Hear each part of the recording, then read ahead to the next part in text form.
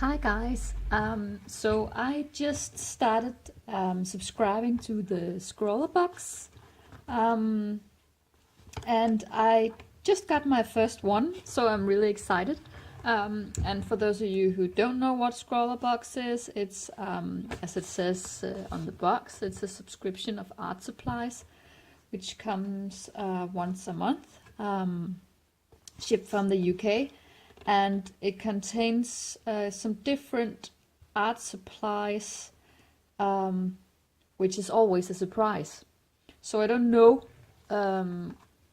what comes from month to month, and then each month also contains a theme, so you can try and make something within that theme with the art supplies in the box.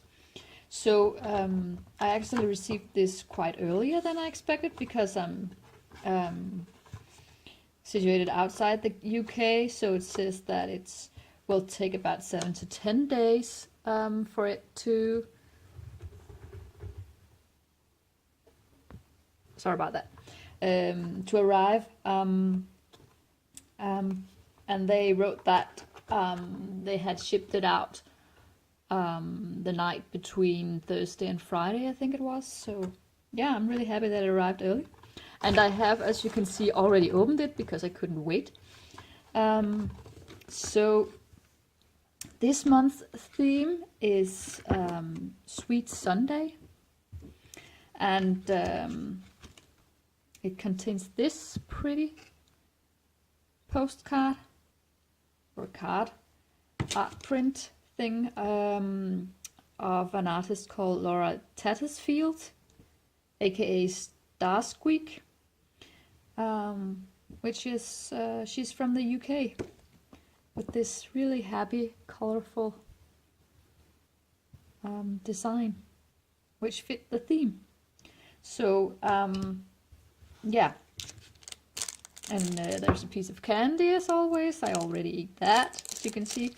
And the Scrawlrbox sticker here, and yeah, then the exciting stuff. So there's also this note included with information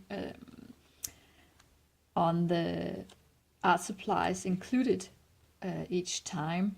So there's these 3 markers included, which are watercolor brush markers. So the special thing about these is supposed to be the brush nib actually contains bristles, as opposed to most other brush markers. So you can really vary your the thickness of your lines according to how much pressure you put on. And it's in 3 colors, so this one called Flesh Color and Persian Blue, and what was this one? Pink. Yeah. And I looked up on Amazon what they retail for, and if you buy them individually, they're almost £3. And if you buy them in sets, you'll get them for about £1 per marker. So yeah, I think it's great to get 3 of them.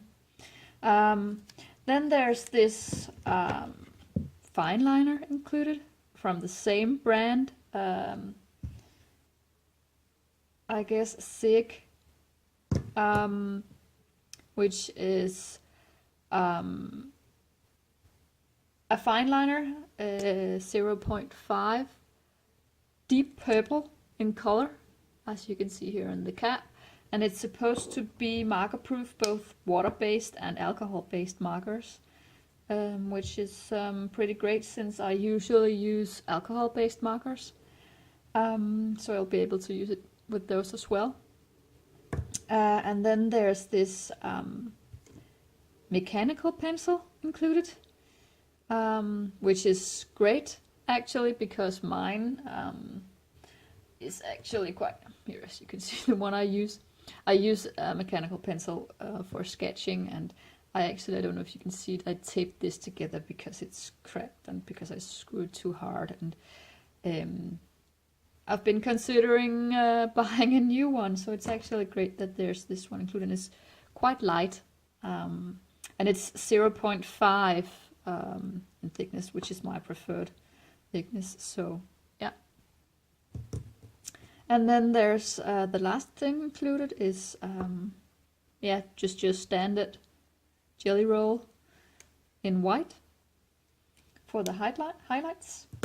And then 2 pieces of paper.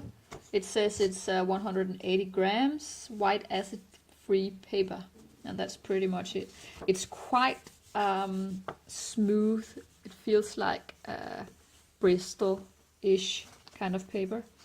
Yeah, and I already tested out the markers on one of them.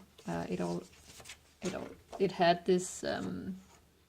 It was bent when it arrived anyway, so, and I needed to try some of the blending with these markers also because, as I mentioned, I usually use alcohol-based markers, so I was quite nervous about how the blending will be with these markers, but it seems that you can blend a little bit.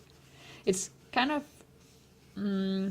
for blending purposes, it's kind of odd set of colors, these 3, I think, at least the way I usually color.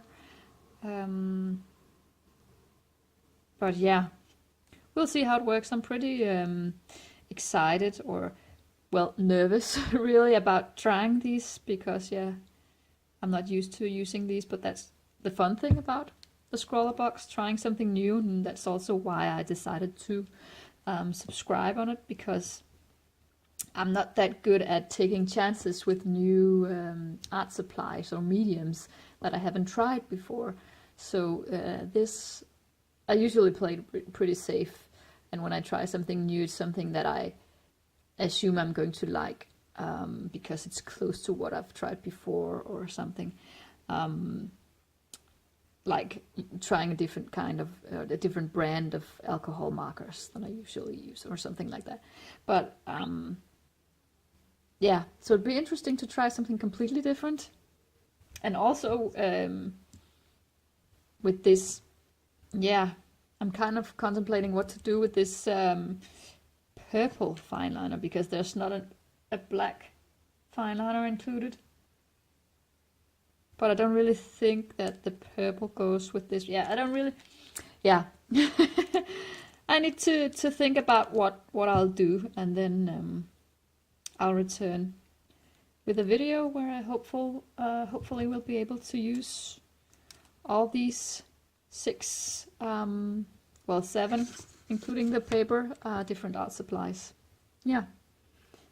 So as per usual, I did the sketch using the mechanical pencil included in the box, and transferred it to the paper included in the box. And sorry, that's my cat. And then I decided to do the line art in the purple fine liner included. Yeah, and while I'm drawing away here, I might as well do a review of these markers. I have a list of cons, first of all, and well, you have to bear in mind that I usually use alcohol markers, so I am a bit subjective in my review of these water-based markers. But yeah, I didn't really know what to expect, and yeah, maybe expected in advance that they wouldn't be as good as my alcohol markers. But yeah, keep that in mind. So well, one thing I noticed with these markers is that